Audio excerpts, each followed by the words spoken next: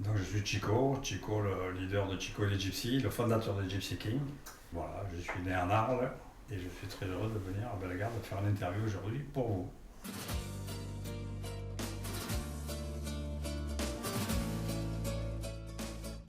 J'ai commencé à jouer de la guitare, j'avais à peu près 16 ans et c'est un cadeau du bon Dieu. D'un coup je me suis mis à jouer parce que j'étais avec des musiciens gitans avec qui j'étais depuis des années. Au début, je jouais un peu des percussions, puis après, je me suis mis à la guitare, puis je me suis perfectionné, jusqu'à ce que je m'intègre complètement avec eux. Et on démarre une belle aventure qui a démarré de Los Reyes à Gypsy King et jusqu'à Chico et les Gypsies aujourd'hui. Cet amour de la culture gitane, c'est parce que quand j'étais très petit, j'ai grandi avec eux. J'ai grandi avec Nicolas Reyes, avec Pachai, avec tous ses frères en fait, et d'autres copains que j'avais.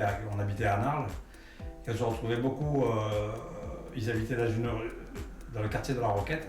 Et moi, j'avais ma tante qui était juste dans la rue derrière, qui était la rue des Pilotes. Et on se retrouvait souvent, on était toujours ensemble, jusqu'à ce qu'un jour, je m'aperçois que ce sont de très bons musiciens. Ils avaient toujours leur guitare avec eux. Et on allait faire la fête dans des cafés, chez des amis, un petit peu partout. Mais c'était vraiment pour le plaisir qu'on était très jeunes. La transmission de notre musique, c'est d'abord la passion, c'est l'émotion, c'est le plaisir de passer des bons moments avec le public, c'est de partager de belles énergies positives. Et on le voit dans les concerts qu'on a la chance de faire dans le monde entier. Les gens, en fait, notre musique n'a pas de barrière sociale, pas de barrière de langage et d'âge. Et ça fait que c'est pour ça que tout le monde nous aime, quel que soit l'âge du public ou le pays où on va. C'est incroyable parce que les gens ne comprennent pas forcément ce qu'on fait. Là, dans quelques temps, on part au Japon ou en Inde, mais ils réagissent de la même manière que si on était en France ou aux États-Unis ou en Norvège. C'est vraiment une musique universelle. Quand on a commencé, j'ai toujours eu la foi dans notre musique parce que ça plaisait aux gens pour qui on jouait, que ce soit à l'époque où on jouait dans les restaurants ou les petites soirées.